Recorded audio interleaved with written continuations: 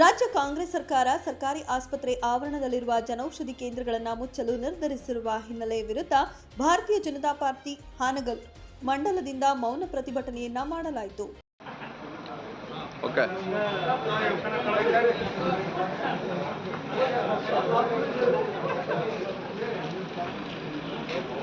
ಈ ಮನವಿನ ತಕ್ಷಣ ಮೇಡಮ್ ಅವರು ಚರ್ಚಿಸಿ ಮಾನ್ಯ ಜಿಲ್ಲಾಧಿಕಾರಿಗಳ ಮುಖಾಂತರ ಸರ್ಕಾರಕ್ಕೆ ಕಳಿಸುವ ಏರ್ಪಾಡು ಮಾಡ್ತೀವಿ ಅಂತ ಈ ಮೂಲಕ ತಮ್ಮ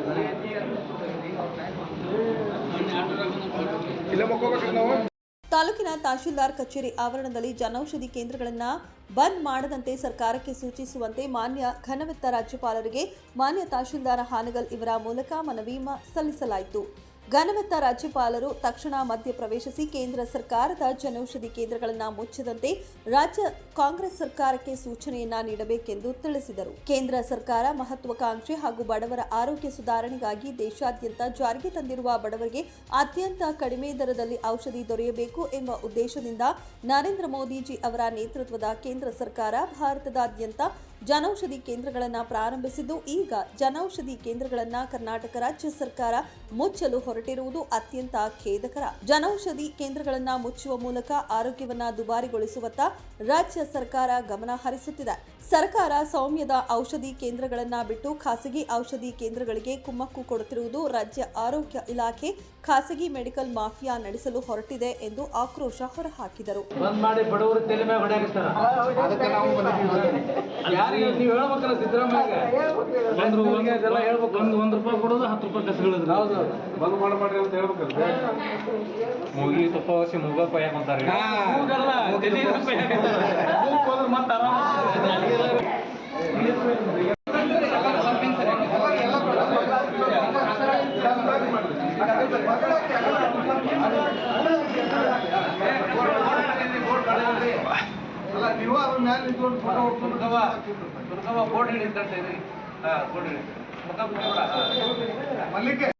ಒಂದು ವೇಳೆ ರಾಜ್ಯ ಕಾಂಗ್ರೆಸ್ ಸರ್ಕಾರ ಜನೌಷಧಿ ಕೇಂದ್ರಗಳನ್ನು ಮುಚ್ಚಲು ಹೊರಟರೆ ರಾಜ್ಯ ಸರ್ಕಾರದ ಈ ನಿರ್ಧಾರದ ವಿರುದ್ಧ ಬೃಹತ್ ಪ್ರತಿಭಟನೆ ಮಾಡಲಾಗುವುದು ಎಂದು ಮುಖಂಡರು ಈ ವೇಳೆ ತಿಳಿಸಿದರು.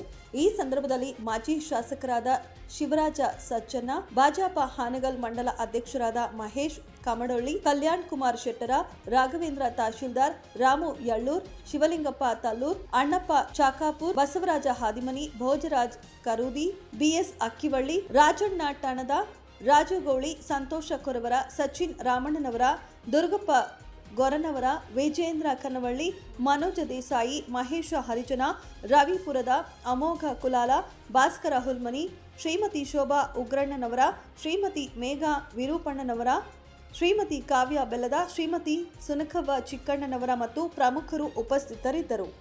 Suresh Yaligar, 9 live news, Hangal.